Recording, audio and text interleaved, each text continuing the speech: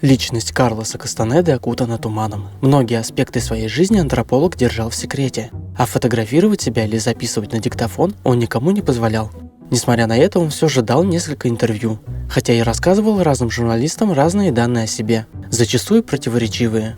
Поэтому составить его точную биографию невозможно. Нет источников, которым можно доверять на все 100%. Я буду опираться на сведения, которые предоставил сам Кастанеда в своих книгах и статьях, и на информацию из различных СМИ.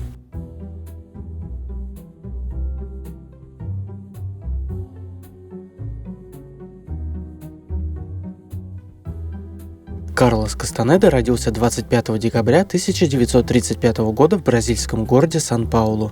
Его отцу, который впоследствии стал профессором литературы, тогда было 17 лет, а матери 15. По понятной причине молодости родителей маленького Карлоса отправили на воспитание к бабушке и дедушке по материнской линии, которые занимались разведением кур.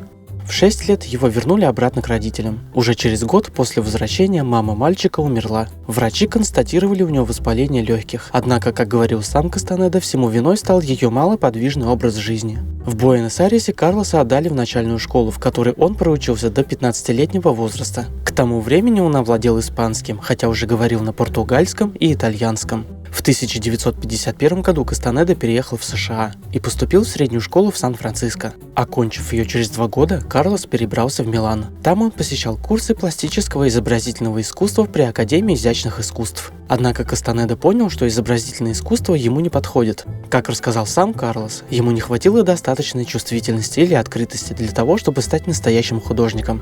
Кастанеда переехал в Калифорнию. В период между 1955 и 1959 годом он посещал различные курсы по литературе, журналистике и философии. В то же время он работал помощником одного психоаналитика, где его задачей было упорядочивание сотен магнитофонных записей, сделанных во время терапевтических процедур. В 1959 году Карлос получил гражданство США. Он принял решение поступить в Калифорнийский университет Лос-Анджелеса. В январе 1960 года он заключил брак с Маргарет Раньян, однако в июле того же года они разошлись. Официально развод был оформлен в декабре 1971 года. Такую версию своей биографии рассказал сам Кастанеда. В марте 1973 года журнал Time опубликовал альтернативную версию биографии Карлоса Кастанеды. Согласно ей, его официальной датой рождения было не 25 декабря 1935 года, а 1925 года, а под гражданством значилось Перу. По информации Time, отец Карлоса по имени Сесар Аранья Бурангарай был ювелиром и часовщиком, а мать, Сусана Кастанеда Навоа, умерла, когда Карлосу было 24. 4 года он учился в средней школе Кахамарки, а в 1948 году вместе с семьей переехал в Лиму. Там он закончил колледж имени Святой Девы Марии Гвателупской, а затем обучался в Национальной школе изящных искусств в Перу. Эта версия была в то время более популярной из-за авторитетности журнала Time и перепечаталась многими изданиями. Хотя не исключено, что обе эти версии не полностью правдивы. Так или иначе, в 1960 году Карлос Кастанеда был соискателем ученой степени доктора философии и антропологии в Калифорнийском университете Лос-Анджелеса. Сокурсники описывали его как просто приятного парня, очень рационального и логичного. Но, как и у большинства выпускников, у Кастанеды не было четкой идеи насчет того, чем заниматься дальше после университета. Поэтому он просто жил здесь и сейчас, наслаждался студенческой жизнью и общением с людьми. Карлос хотел чего-то безумного и нереального. Однажды он отправился в полевые исследования для изучения культуры индейцев. Он хотел найти настоящего индейца и взять у него интервью. В маленьком городке Ногалесе на границе с Мексикой на автобусной остановке Кастанеда встретил Дона Хуана, индейского шамана из мексиканского племени Яки. Эта встреча навсегда изменила ему жизнь, но она была недолгой. Индеец сел в прибывший автобус и уехал. Карлос был расстроен, но он знал, что должен встретить его снова, и вскоре это случилось. Так и начался путь Карлоса Кастанеды в тайный мир шамана племени Яки. На протяжении множества встреч Карлос настойчиво уговаривал Дона Хуана рассказать ему о пейоте – галлюциногенном кактусе, который используют мексиканские шаманы. Среди них считается, что пейот содержит в себе тайный дух прародителя. Поедание кактуса освобождает этот дух, однако его проявление непредсказуемо. Оно может быть дружественным, а может быть и ужасающим. Кастанеда хотел просто понаблюдать и сделать заметки, но Дон Хуан объяснил, что для полного понимания шаманизма он должен сам принять пейот. Это Карлоса напугало, так как ранее он никогда не употреблял наркотики и даже к пиву не прикасался. Он боялся, что галлюциногенный эффект сведет его с ума, но Дон Хуан приказал, а значит, придется жевать. Тут мысли прояснились и все стало понятно. Кастанеда увидел черную собаку, которая переливалась всеми цветами радуги. На следующий день Дон Хуан рассказал, что собака, которую Карлос встретил в своем видении, не что иное, как дух пейота. Дух еще никогда не появлялся перед западным человеком, поэтому Дон Хуан понял, что Кастанеда должен стать его учеником. Тот принял этот вызов и решил пройти путь обучения до самого конца. Следующие 4 года Кастанеда посвятил себя общению с Доном Хуаном в ущерб своей личной жизни. Он твердо следовал к своей цели – собрать необходимый материал для диссертации.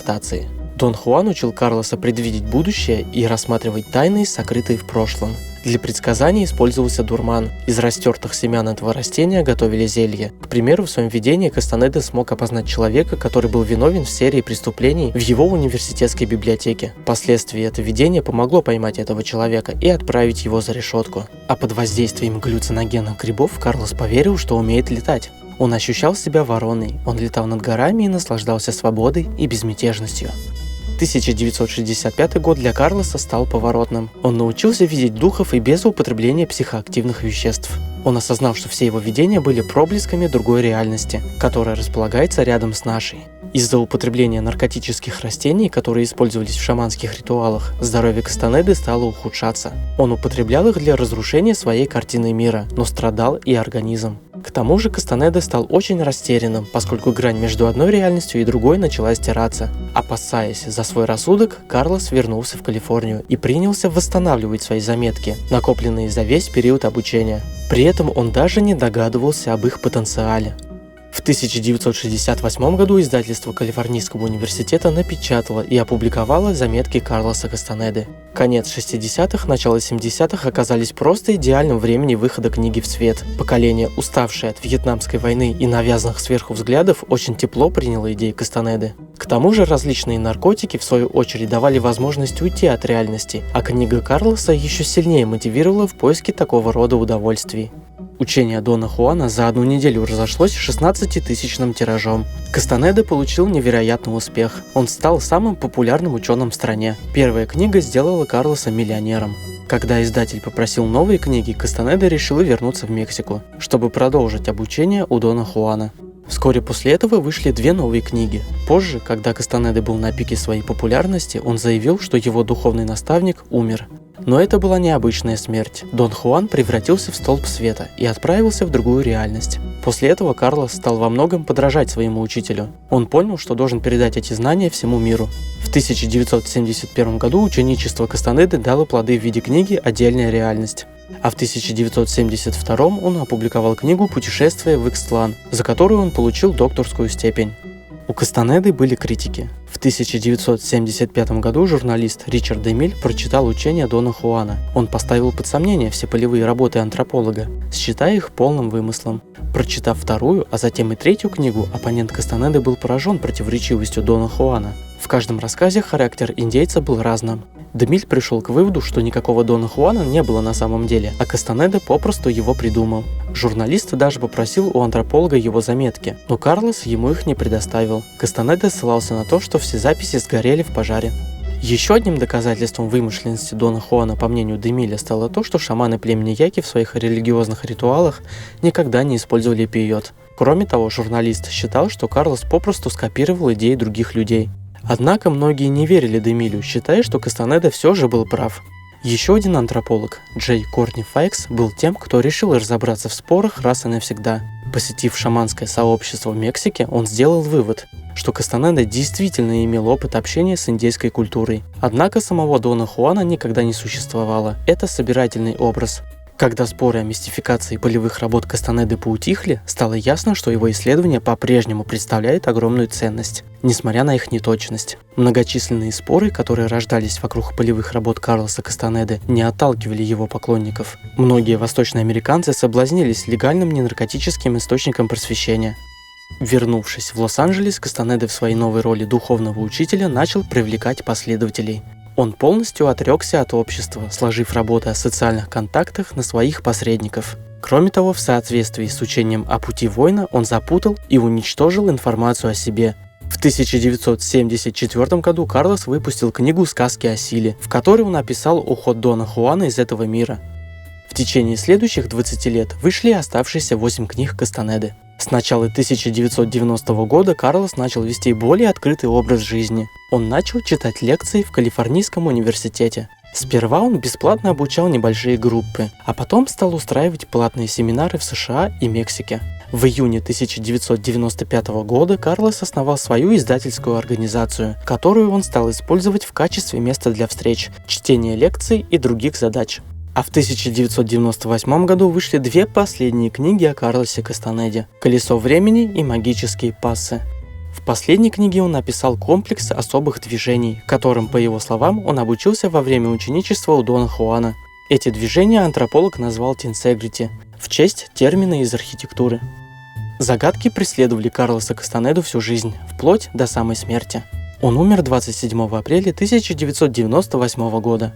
Официальная причина смерти – рак печени, однако его последователи утверждали, что антрополог умер от самовозгорания. Известно миру о его кончине стало лишь 18 июня того же года. Тело Кастанеды так и не было найдено. Сегодня его ученики продолжают начатые им лекции и семинары по обучению тенсегрити как по всему миру, так и в России.